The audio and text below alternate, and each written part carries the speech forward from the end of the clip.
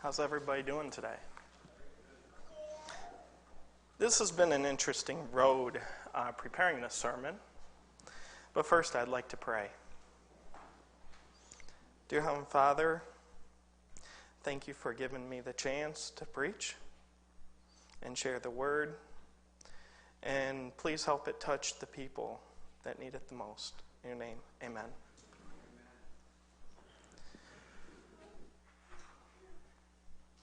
Over about a month ago, right around a month ago, Rick asked me if I would take his place. And he wanted me to re-preach, if that's the right term, a sermon I gave about 10 years ago. I said yes, and immediately I went back to that sermon, listened to it, and realized I couldn't do it. I struggled with trying to figure out how to present. I struggled looking for a job. I spent most nights awake, praying and crying.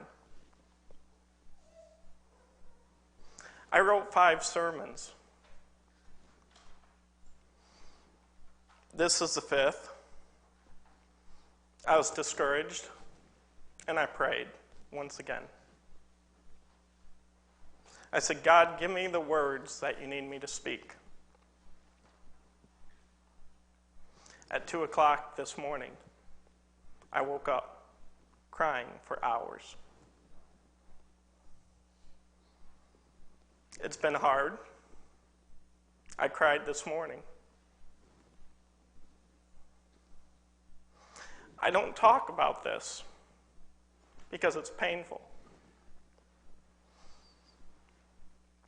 So I apologize ahead of time if I'm emotional.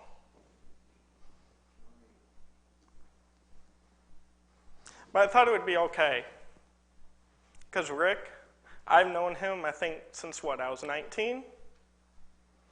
I've known Drew, Sally, I don't know, forever. Apparently, my mom gave her permission to hit me when I was in church when I misbehaved. But that was only when I was taking food before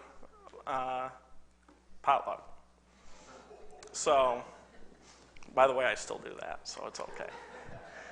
And then Carol and Don, I think of them as grandparents. So I thought, it's okay. For many years, actually about 8, I drove truck across the country, and I found this wonderful device called XM radio. It was awesome. I found a channel I really liked, and it passed the time. It was called Old Time Radio. I don't know if anybody is familiar with that, but before there was TV, and after, I guess, well, they still make the books, but there was a radio and they'd do the programs through that. I don't read a lot. I don't like it. It bothers my eyes. It gives me migraines often, but I enjoy listening to the radio.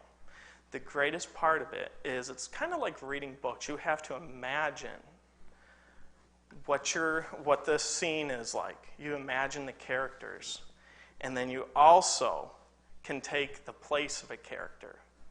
And that's kind of why I don't have a presentation today. This is going to be like old-time radio. I want you to imagine the scenes, and I want you to imagine taking the place of people in this story. And I want you to think about your decisions that you would have made. Not all the decisions were correct in this story, but they happened, and you live with it. So, a Bible verse that always comes to mind, and I like it. It's in Matthew 25, 34 through 36 and 40. God commands us to love one another. And in this section, on 34, it says, "The king will say to those on his right, 'Come, you who are blessed by my Father, take your inheritance, the kingdom prepared for you since the creation of the world. For I was hungry, and you gave me something to eat. I was thirsty, and you gave me something to drink. I was a stranger, and you invited me in. I needed some clothes, and you clothed me. I was sick, and you looked after me. I was in prison, and you came to visit me.' The king will reply, 'Truly I tell you, whatever you did for one of the least of these brothers and sisters of mine, you did to me.'" Now, I didn't share with my parents what I was going to preach. I didn't give them the title either. I didn't give them a chance to usually use a soundboard. My mom is great at rewriting things I present. She gets that chance quite often. If I have to write something, I give it to her, and there's usually more ink on that paper than what I wrote. I haven't figured that out yet. And then I'll rewrite it, and then she comes back and corrects it. And sometimes I think, well, wait a second, that's what you gave me. So it's a great thing to have. This one I kept to myself. Basically, this story starts in 1990. It starts in the mid-90s, but in 1996, at the age of 16, I lived in Collegedale, Tennessee. And I was just finishing school, and I was looking for a job. I have to work. It frustrates me not to work. So I looked around, and apparently, on the last day of school is not the time to start looking for work. Everybody has the job taken.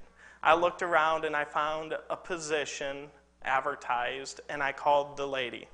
Her name was Carla. And she set up a time to meet. It was very unique. I went into this ice cream shop. And yes, there was a position, but it was not a position really anybody wanted. And for the interview, she gave me a handful of cleaners, a mop, some things to dust, and a giant squeegee I've never seen before. And she said, "I need you to clean the bathrooms, clean the floors, and all these little knickknacks." And if you were to ask my mom, there were so many knickknacks everywhere that she had. She collected over the years. And the store would have this, and you had to clean all of that. She had these metal tables. I had to crawl around and wipe them, and I'm trying to do a good impression and clean the windows, and I'm thinking, you know what? I guess what my mom taught me paid off, but I don't appreciate it. So at the end, she called me and gave me the job. Over the next 2 years, we became I'd say about a year and a half, we became very close. Her family became my family, and she had 3 adopted kids. And the reason is she was previously married, and she was pregnant with twins and was abused. And she lost the twins and was never able to have kids. And she considered me her 4th adopted kid. My mom actually referred to her, I think, something like, she's my Tennessee mom. I moved back in 1997, but I always kept in contact with Carla and her family. Often when I would go on vacation, it was set to meet with them and hang out. She would always do something like bring me food, bring me clothes, anything I ever needed, and she was always encouraging. We were always on the same page on everything. No matter what happened, you could openly share with her a struggle, and somehow she had advice about it because she knew someone. She even helped at one point rescue a lady that I soon met that was sold by her husband in India to a lady in Texas as a slave. Yes, that still goes on today. She had a large heart. I went with her often to deliver money to people, food. I've seen her buy cars for people, clothing. There was a lady that needed one of those old portable fireplaces. I think it was, she actually had me go help her pick it up, and it was quite a few $100s, and it was of no concern to her. She just wanted it and gave it to the lady because it would help warm the house. She even paid for a lady to have her teeth fixed, just so she had a better self-esteem. She was always willing to give money away, to help people. Some people would be a little frustrated at that, but it seemed like the bank account never ended. But she always did something good with it. So over the years, I always kept in touch. Anytime she needed my help on anything, I was there. In 2009, the economy started falling apart. Actually, I think, 2007, 2008, it started crashing. 2009, I lost my job, and I chose to go to Southern Adventist University. I met back up with Carla in the beginning of April. I had moved down there on April 1st, and I was staying at a family member's place, and I was looking for my own near the school so I could attend and not have to travel so far. But in the meantime, I wanted to go visit with Carla and hang out with the family. And we began talking, and that's when we started discussing how Brittany, her youngest daughter, was. Now, Brittany, when I met her originally, she was 7 years old. She was abused and raised for 2 years in a crack house. Physically and verbally and emotionally abused by the men that stopped by. She was rescued by Carla and her husband, and they were her only hope because they could afford a liver transplant that she needed. Back then, the government did not allow adopted kids technically to be considered the same as a blood-related relative. So they had to pay for the surgery out of pocket. That's what I was told. Brittany became like a little sister to me. I don't have a little sister, so it was kind of interesting. We'd always go to the park. I took her to Six Flags. The scrawny little thing would sit in the chair next to me, and we went on this roller coaster, and the bar lifted up, and she fell out. As she was sliding, I reached over and held her till the end of the ride. That was the last roller coaster we went on. But then we spent the rest of the day actually playing the games and winning prizes. We headed back with so many toys, it was unbelievable. Now, Brittany, she was 20 years old by this time in 2009. She had had her liver transplant, and she had decided to take a different turn in her life and follow her mother's footsteps into drugs and alcohol. Carla discussed this with me, and a lot of times I wondered if I would have stayed in Tennessee. Would my little sister be in that situation, or would she still be where she was the same girl I remember? Anyway, I knew I had to do something, and I set a time to meet with Brittany. She expressed at a restaurant that she wanted to clean up her life and get back on track. We spent many days sitting on the tailgate of my pickup truck and just traveling and trying to figure out what to do. I decided that maybe we should go to her parents and try to figure something out. She didn't feel that they would really want to help out, and I knew that wasn't true. So I went to them, brought her along, and we together figured out a plan. It might not work at their house because she didn't want to listen to them. But she always liked to listen to what I had to say. And what we had decided, which was against what many people would advise, is that we had a 2-bedroom apartment and we were roommates. She was not my blood sister, but she was my sister. At first, this was great. It worked out, she listened, and she was improving. And then she backslid. I think often of this as kind of like a jack-in-the-box. As you wind it and things go on with life, it opens up and the problem arises, and you have to figure out how to solve it and go on again. I would spend many nights wondering where she was, and it didn't matter if it was 5 o'clock in the afternoon or 2 in the morning. She would call me. She'd be at a crack house. She would be at a party, left downtown, stranded. I jumped in my truck, and often these were the worst parts of town. It didn't bother me like it should have to be in the wrong part of town where I knew I could die at any moment. For some reason, when I walked up, these people knew who I was, they knew why I was there, and they did not argue. I went in, took her, and went back. We'd spend the rest of the night at a 24-hour diner or on the tailgate of my pickup truck trying to figure out how to solve this and move on. The next day, I'd return to school. Tired, couldn't focus, and it went on, but I was okay with it.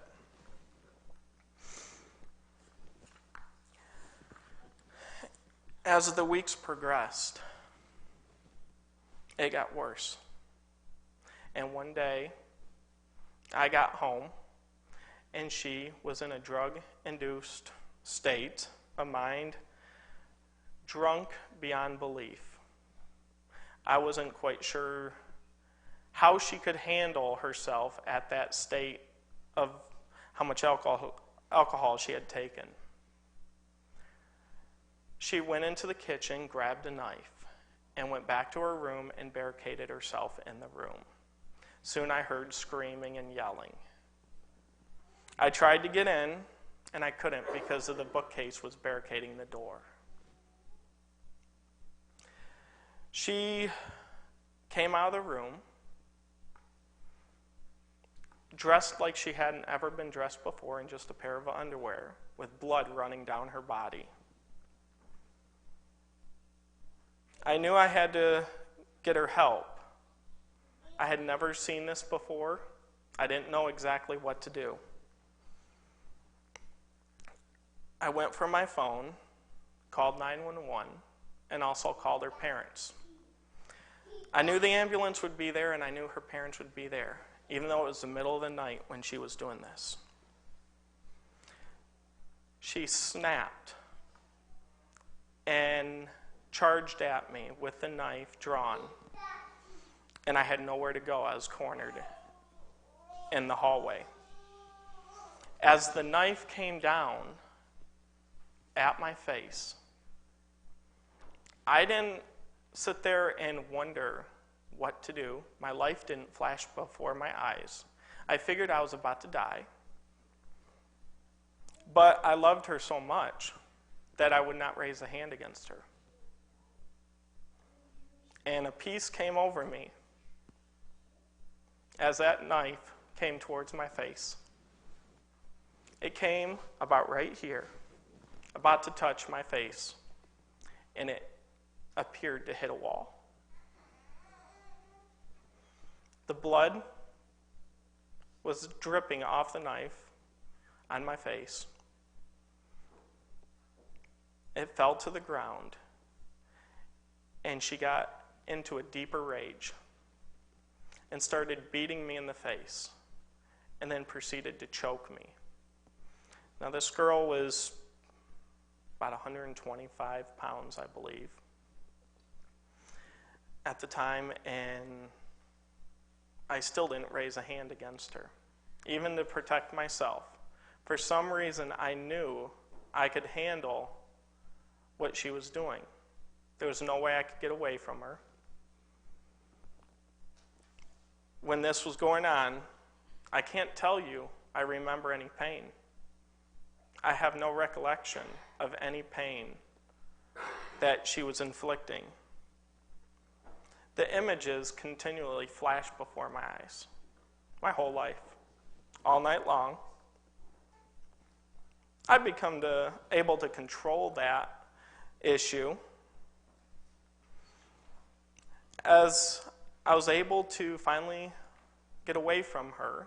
I called 911 a second time, wondering where they were. Apparently, it was a busy night and a rainy night. The police officers, 3 of them, came storming up the staircase, guns drawn, went in and found her calmly dressed, sitting in the corner, peacefully, like nothing had happened. They soon took her, handcuffed her to a stretcher, and brought her to the hospital. And that's where my life changed. They turned their attention on me.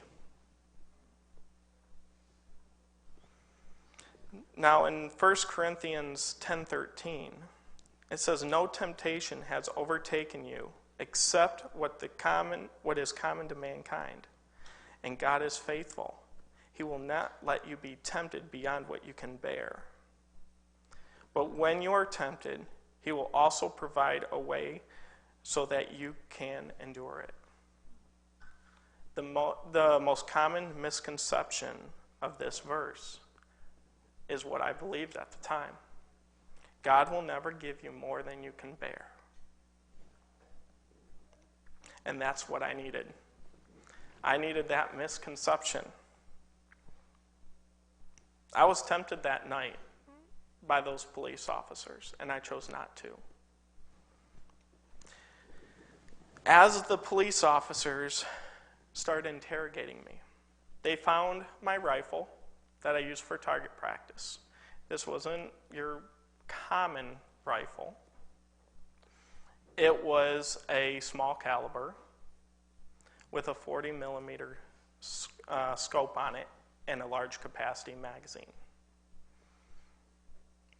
This was often looked at as a sniper rifle by many at close quarters because it's quiet, it's accurate, and it's easy to move around. My assumption of when they saw that is they thought I was doing something different with the gun than I actually was. No, it was not an assault rifle. Most people think there's a difference between an assault rifle and a regular rifle.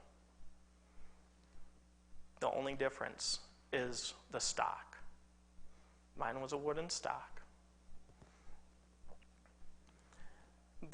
When they turned their attention to me, they started questioning me. They didn't appreciate the answers or the questions I had because I wanted to know how Brittany was doing. I wasn't worried about what was going to happen with me. I was worried about Brittany.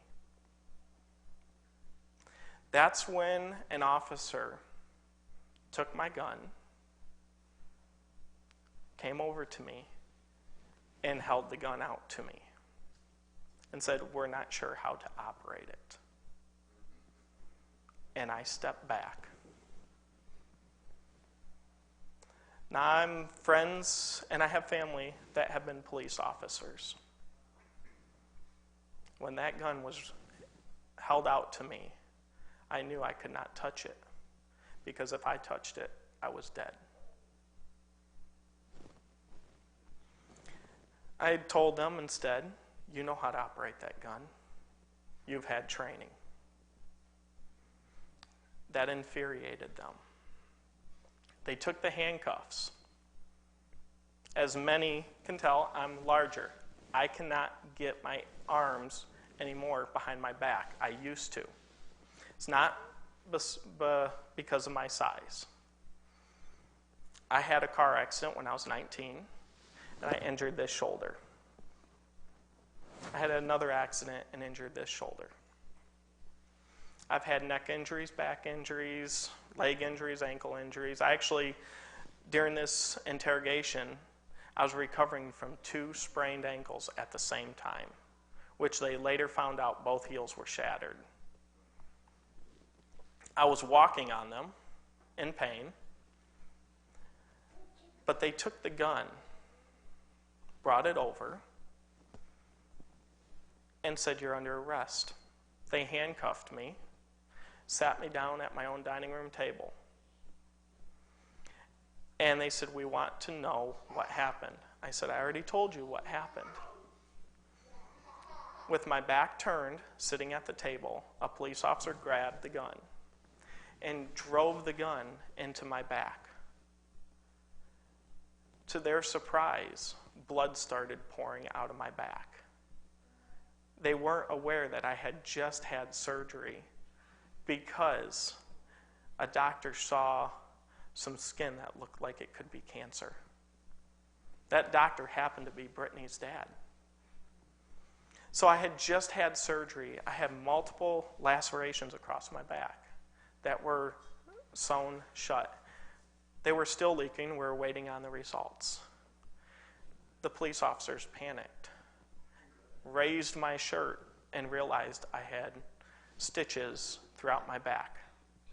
Instead of sitting there and realizing that there was something wrong with this situation, they tried to put 2 and 2 together. My assumption of this was they must have thought I was a hired gun. On the other hand, my back has stitches in it, and they look like I had been stabbed. The reason is that they were not light lacerations where they had cut out. They were over a half an inch deep, and they had to pull the skin together. It was extremely painful. When they got done with the surgery, they had told me they had never cut someone that deep, but they got everything they could. So they thought I had been stabbed in the back. And so what they may have thought I was a sniper, and they may have thought that I had been in a knife fight or attacked, jumped by someone. They decided it was a good idea to still hit me in the back with the butt of the gun because there's stitches there, and the stitches must have broke at some point. That's what they were thinking. The stitches did not break in the end, but the blood still poured out. I was in pain. They still did not receive the information that they were desiring. So with me handcuffed, the police officer put his foot on my lower back and on the chair and started proceeding to raise my arm until I had to answer. Both shoulders popped out of socket. I was screaming in pain, crying, and it continued. Because of the medication I was on for the surgery, for the pain, it made me thirsty. So I was asking them for a glass of water. I told them where the cups were. They got me a glass of water. Many realized I don't like ice. I said, "Please, no ice." They packed the thing full of ice. And I said, "Could you unhandcuff me so I could drink my water?" They said, "No, if you want water that bad, you can pick it up with your teeth and hold it." As most of the water poured down my shirt, they stood there and they laughed. They realized that they weren't getting anything different than I was already telling them. So they brought me down to the car. Some people realize I don't like rain. I actually mentioned it. I don't like the feel of rain. I don't mind snowflakes, but I don't like rain. I had to walk down 3 flights of stairs with 2 sprained ankles. I was supposed to have braces on. They didn't allow the braces. They didn't allow me to tie my shoes. They said, "It's okay if you trip and fall down the stairs. We don't mind." They got me to the car, put me in the back of the patrol car. If anybody realizes, I hope You guys haven't been in the back of a patrol car? There's not a lot of room. And they couldn't get my feet in there carefully, so they just jammed them in. The police officer stood at the back of the car, put the gun in the car, and started laughing about what they had done to me. When the lead police officer got into the front of the car, he turned on his camera and turned it around at me and continued to interrogate me. As he interrogated me, he told me, he said, "You know, that girl is a very pretty girl. I bet you slept with her, didn't you?" I said, "No, she's my little sister." I said, "Do you know how she's doing? I'm worried about her." "No, we know you slept with her." I said, "No, I didn't. She's my little sister. I love her." And they said, "We know you love her. That's why you slept with her." I said, "No, I didn't." I said, "Just please tell me how she's doing. Can you call the hospital and let me know?" They said, "No, we're not going to let you know. You don't care about her that much." The interrogation along the ride on that rainy night continued until we got to the police station. Now, the police station is a unique situation there. You drive in, and when you get up to this large door, it opens, and you go down into a basement, and the door closes. It's almost like a large parking garage. I remember being taken out of the car, walked in, and they don't process you right away. They just bring you to this counter. A police officer sits there and does some paperwork with the essentials to get you in to the holding cells. While standing there, the police officer took a can of mace and set it right in front of me, and then started talking about how painful it was and how easy it would be to escape out of this jail. It's not that hard. All you have to do is go through that door right there. I knew this was a temptation,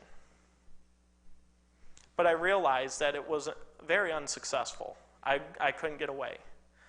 For one, the doors were closed. Two, they had guns, I did not. And three, I had 2 sprained ankles. And my back, it didn't want to flex too much anymore, and neither did my arms. So I ignored the mace on the counter. I did not even reach for it. It frustrated them even more. After that, they put me in a holding cell with a guy that was laying on the floor crying. He was going through withdrawals. He was sick. And he was a madman. I remember walking into this cell, and I would do this because I didn't feel the pain anymore in my ankles. I get about this far and turn around. For a couple hours, I did that. And then about from here to here. So I survived in this cold cell in the basement of thick concrete, walking, feeling like a caged animal.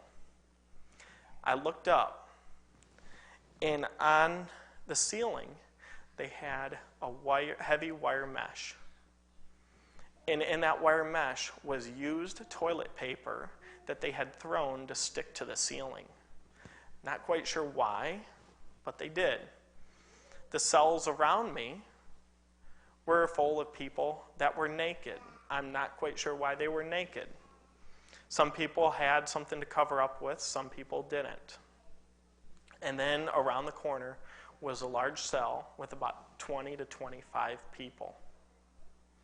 In that cell, you could hear the screaming and the yelling and the anger. This was the guys' section. Now, on the other side of the wall, you could hear the women screaming and yelling. It was a noisy place. It was cold. They retrieved me from that cell.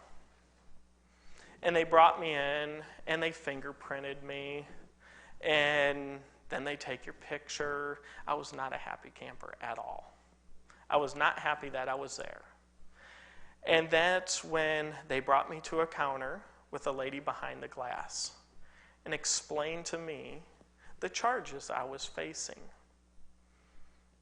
And it blew my mind. what they were going to charge me with. I couldn't comprehend it, and I was about to break down, but for some reason I held it together. I went back into the cell, and then shortly after, they moved me to the cell with 20 to 25 people. Little did I know there was a plan behind this. That cell that housed the larger community of people had a variety of violent and non-violent criminals, and maybe like myself, non-criminals. The police officer, when putting me in there, told everybody, this guy thinks he's better than you, and proceeded to talk to the drug addicts and say, this guy doesn't approve of your actions, of your drug use. He actually was trying to get a girl off of using drugs. He thinks he's better than you. He thinks you're worthless. Then he went to the drug dealers and said, this guy is stealing your business. This guy is going to ruin you. He turned around and walked out. Now, I was put in there. That cell, if it was late at night, so this is what I was wearing in a very cold cell. I was wearing a pair of gym shorts, and I was wearing a white, thin shirt, which you would exercise in. When you arrive, they take everything possible from you. They give you a pair of socks and a nice, colorful pair of orange Crocs. Except that they didn't have any Crocs my size, so I didn't receive those. I was lucky to receive the socks. They didn't give me a blanket. That was a standard issue, that you have a blanket so you can wrap up in. So with my socks and my shorts and my shirt, I froze. Now, at that same time, I'm not fond of wanting to sit in the middle of a room of 20 to 25 people to use the bathroom either. So I chose not to. What I thought was going to be a very bad experience, because I figured, well, they'll jump me, and they'll either hurt me some more, or I'll die. But instead, a drug addict came up to me and said, how do you love someone that much? I've never been loved in my life that much. Well, in that cell, I felt bad for these people. Then I thought, you know what? I still have these drug dealers that could hurt me. I am trying to ruin their business, technically. So, worried, I sat in a corner, cold, sitting on a cement ledge with nothing to keep warm. A drug dealer spoke up and said, no one is allowed to touch this man. If you touch him, you have to answer to us. And he walked over to a guy and took his blanket and said, you have to give this to him instead. And I stayed warm as I could at that point. They even got to the point where they said, do you need another to stay warm? I said, I'm okay.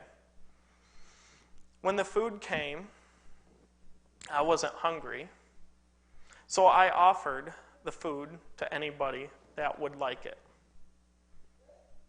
And of course, they reached out and they gladly accepted it. It wasn't anything special. It was like a fruit cup and I think a little thing of milk at the time. The next meal was, I think, a peanut butter and jelly sandwich. I gave that out to someone also. Their attempts to bother me, the police, failed. I was able to contact Carla. That was the first person that I reached out to. And she headed down with my dad and my stepmom, who live in Tennessee. She asked them, the jail said, "How much do I owe you to free him?" And they said, "Aren't you the mother of the girl he hurt?" She said, "No, he did not hurt her. He's been trying to save her life." The police said, "You don't know him very well then." Carla went to the bank, retrieved the money, and gave it to my stepmom. And they paid to bail me out. Scared, humiliated, and worried about my future, Carla said it was going to be okay. She'll get it taken care of. She hired the best lawyer in the city, who happened to be a feared judge. People never wanted to go against him. He would throw the book at someone. But when you were his client, he did anything and everything to take care of you. Carla had hired the judge, literally hired his whole staff, in order to do anything they needed to keep me free. Little did I know that Carla suffered just as much as I did. She would go to a friend's house and spend hours crying, trying to figure out what to do. She said, I was told later that she said, "I have the money necessary to fund it, but no matter how much money I have, it's not enough." You can't buy, well, I guess you shouldn't be able to buy people off. Sometimes it happens. Well, anyway, in this case, no one was bought off. We'd go to court over and over again. I had to return to Southern. This is my first semester at Southern. I remember my first day back, because I couldn't miss school, walking in and feeling judged. No one knew what had happened. No one knew anything about my future. But I walked past the rows and sat down quietly and continued. My teacher asked me, "Well, why did you miss a day of school?" I said, "Well, I had a problem." He goes, "Well, can you explain it?" I said, "Yeah, I've been sitting in jail." They were shocked. So they proceeded to ask me why I was in jail. I gave them the reason. Now, knowing them less than a semester, actually only a few weeks at this point, I had to try to convince Southern that I was not going to go around killing all their students. I know that is a big, big issue and not anything to really joke about in this day and age. This week alone, there was 2 parents that found that their shotgun and their pistol were missing. And they went to the school and confronted their son before anybody was hurt. So Southern had a valid reason. I was charged with horrific crimes. Well, I would consider them horrific. And so I went to school, and as I was trying to figure out how to convince the school, my professors went to the board and expressed this for me. I was told that one of my professors was standing up for me. And I continued to go to school. I thought highly of most of my professors. They were very impressive. I like them, and I care about them. There's a few that frustrate me, like, any professor would. But overall, great people. I went to court, and over, it was a frustrating situation. They even, in the courthouse, tried to get me charged once again for violating a restraining order that the state had put on to protect Brittany. Yet these same people were the ones that arranged the meeting for the both of us to meet at the courthouse. They went in to the judge and told him that I had violated and wanted me charged for it. The police officer that had arrested me had a very bad temper and was actually kicked out of the courtroom. The DA that was going against me was caught falsifying information. In the case before the judge, he didn't see that I did anything wrong and released me. So then, later on in my life, I'm thinking I am free. As free as you can be, I guess, because after something like that, you live in fear. You don't want to leave your house, but I had to go to school. I was afraid to go out after dark. I was afraid to have someone behind me. I was afraid even to be alone with my stepmom. I couldn't be around a girl without being afraid. Carla was the only one that I trusted. With all this going on, I had to go to school, and the professors, they would help me out. They would try to make some exceptions because I had to go to court so much. Every time I saw a security guard at campus or a police officer, I would visually shake in fear, thinking I was going to get hurt again. I started overcoming this. I actually made friends with one of the security guards. That ended up benefiting me in the long run. Once I was cleared of everything and I'm thinking, yes, my life is good, the school gave me an opportunity I took up. In 2010, I decided I was going to the Philippines on a mission trip. And I thought, this is going to be great. Well, let me tell you, Airbus does not have comfortable seats, and 26 hours being stuck in a plane is not comfortable, especially next to someone that's sick. I arrive in the Philippines, I go into the jungle, and I preach. As I start our three-week endeavor of our mission trip, I soon realize that I'm starting to get sick. And I wasn't brought to the hospital right away. I wasn't sure why I was getting sick.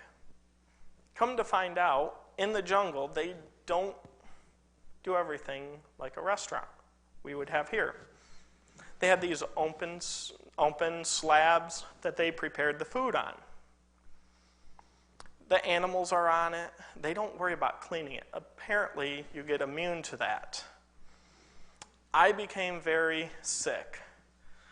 It was, in the end, it was actually kind of a blessing. I lost 20 pounds. So I was really happy about that part. I actually thought about importing that to the United States as a diet plan. They ended up getting me to the hospital by way of, I had to hike a little bit, get in the back of an SUV, go from an SUV to a bus. They had to convince the foreigners that this white man, that, believe it or not, they have very few areas that I was in, or I had ever seen, a white person. I had kids want to come up and touch my skin. They were amazed at it, and I was just, I've never seen that before. They wanted to touch it, pull on your skin, and the translators would explain that they have never seen a white person. So when they have never seen a white person, and they see this white person, sweating and looking like they're going to die. They thought something was seriously wrong. They had to explain that, no, he's not going to infect you. So once we got off this little bus, I had to get on the back of what I can say is a cross between a moped and a motorcycle. Rode on that. Now, I had a hard time balancing. I had a hard time walking at this point. Got into the hospital, went up a couple flights, and everybody's lined up because they have no money. And they're lined up to see the doctors. They walk me past everybody. And I see a doctor that has dual certifications, degrees, however you want to state it, figure out what's wrong, and give me a diagnosis and medication. That became a whopping bill of about $6. That was a lot of money. A lot of people, they work months for that. The trip home on the plane, I guess I should back up a second. I missed one time preaching. The rest of the time, they would often hold me up. And I could not practice. I didn't have enough time. Most of the time I was so sick I couldn't read the computer. I had to try to sleep when I could. I would go each night and preach. And it was what I thought was very stressful. I had never seen the sermon. It was as much of a surprise to me as it was them. So it was great. I could see the PowerPoints, and 58 people were baptized out of that. That was the second largest number. And the cool thing is I had no part in it because I didn't do anything. I just read what was on the slides because that's all I could do. On the way home, I thought the 26 hours there were bad. On the way back, it was worse. We were held over in airports and everything else. If anybody knows about my type of flying, I get stuck places. It's just the way it is. I love being in planes, but sometimes I get stuck in every airport I go in. And often we had to run from one plane to another, and you usually don't get those fancy little carts. And being sick, it's hard to do. I get back to the United States, and my lawyer gets a hold of me and says, there's been the document signed, you can go pick up your rifle. I was like, yes, I get my rifle. I've been waiting for this. I had tried many times to go get it. We had signed documents. And if anybody understands this part, if a judge signs an order and you bring this down, the police department has to release it. They don't get a choice. I went down there, they refused. I'd go back to the police department, or back to the judge, and he'd come out and said, what do you mean they refused? Here's the signed copy. I went down there again. I'd ask them for the gun. And that's when they mentioned, we can't give you your gun because you have a felony warrant for your arrest. I said, no, that was cleared. Here's the paperwork. They said, no, you have a different felony warrant for your arrest. That's not the same one. He came out of the room that he was behind the glass he was in, while on camera, grabbed me and slammed me repeatedly into the wall, and then informed me that I was going to jail. Handcuffed me. The police officer that was going to transport me showed up. He knew something was wrong with the situation, and he actually apologized. He says, I have to do it because I have to follow orders. I don't agree with what's going on. I get down to the police station, find out I am recharged on all the original charges, except one extra little surprise benefit to them. I went to the Philippines on a mission trip. I had received my passport, but while receiving my passport, they had filed just before actually I applied for the passport, for a felony warrant for my arrest. I had traveled around the country without a problem, except that bug spray did blow up in Manila in my bag, and they questioned me why. And I said, "It's bug spray. Open it up." So they didn't have a problem with that. That was allowed, but that was the one issue that I did have. But I traveled around the world, came back home, and now I was facing a charge of fleeing the country. I proceeded to tell the police department, I said, "You know what, the Philippines were nice. But if I had my choice, I'd live somewhere colder. The Philippines are way too humid. Summertime in Michigan's way too hot. And I'll tell you what, Tennessee is worse." So they charged me with also fleeing the country. That didn't stick very long once they realized that was a mission trip. And they were ordered quickly to drop that.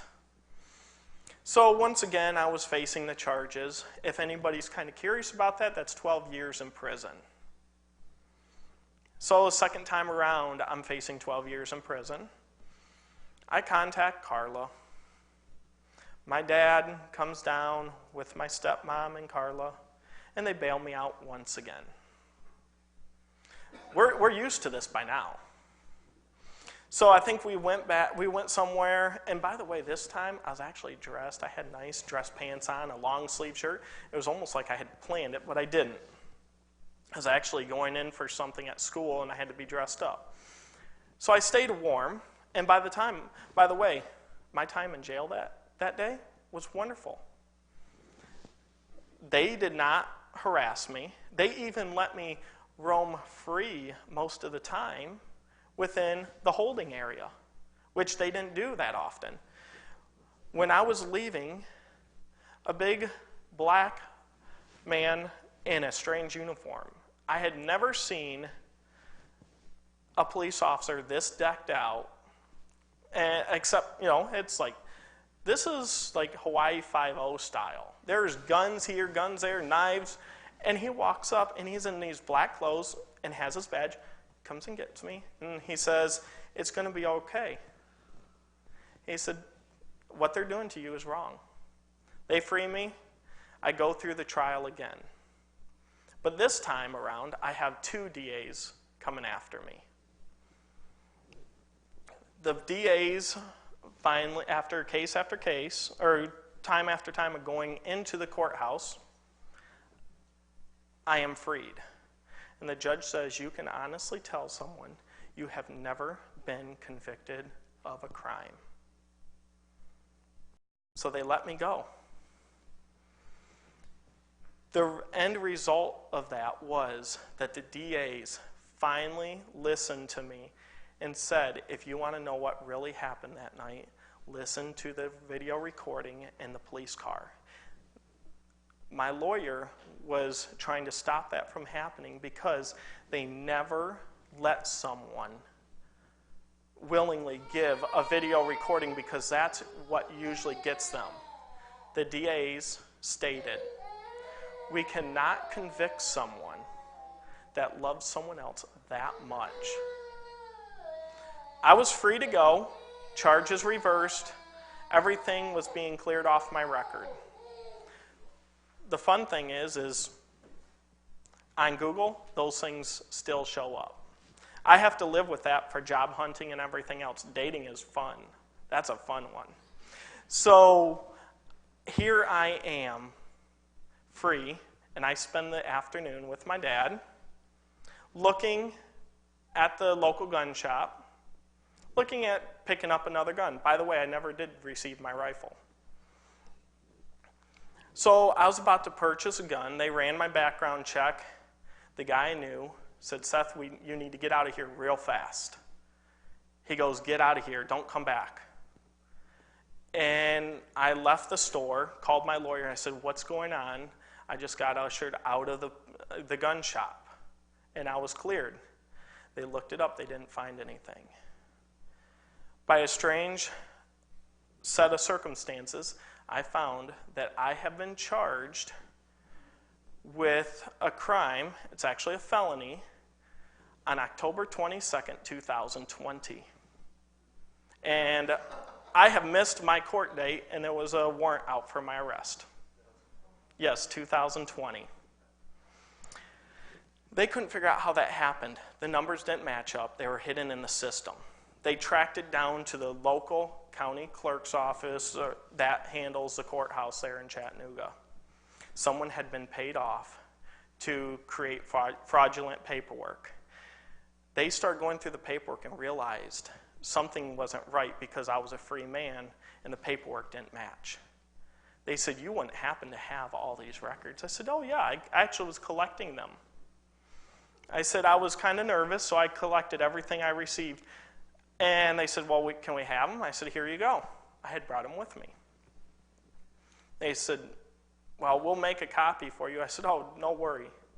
I got more than enough copies, and that's not the originals." I said, "No one will find all the copies. They're spread out."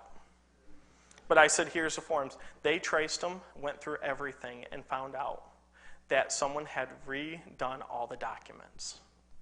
They recorrected it, if that's the correct word, or a word at all. They proceeded to tell me how to go about freeing myself once again from this issue.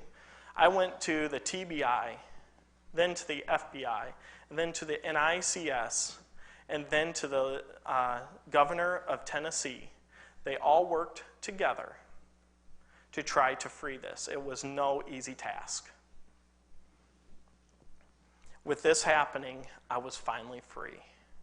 They have cleared everything, and my life has been able to go on. It's a struggle from day to day, but it's something I deal with. And it gets easier, I'll tell you that. Anybody that has to face it, it gets easier because people are out there. With this struggle, I learned I had a passion for something, and I learned how to work with horses. Somehow, I learned that working with horses, especially horses that were rejected or rescues, seemed to work the best.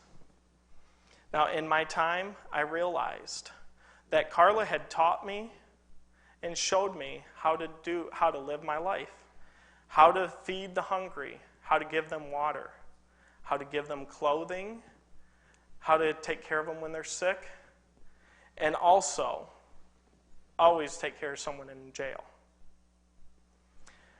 She funded everything, and that was the most frustrating thing for the state. How can a mother of the so-called victim fund everything? Now, people ask me, well, why would she do that? Carla suffered her life too before she met her current husband. I remember receiving a phone call from Carla last March, and she was sick. I raced over to her house. Racing is an understatement. Drew might understand. I got her to the hospital, and I spent days, night and day, sometimes having to leave but come back multiple times. And I stayed by her side as much as I could. And I prayed that if there was a way I could take her place, I would. She passed away, and I had to move on with my life. But the memory still holds true in my heart that what she taught me all those years, 19 years, how to treat people, how to take care of them, and that when your life gets turned upside down, God promises to help you out. God will be there. He doesn't promise that He won't give you something you can't bear. He won't tempt you past what you can bear, but He always gives you a way to survive any situation. Whether it is a peace when you are facing what you think is your death, what I would consider torture, illnesses, or anything that the world or people in the world can throw at you, God will take care of you. Thank you.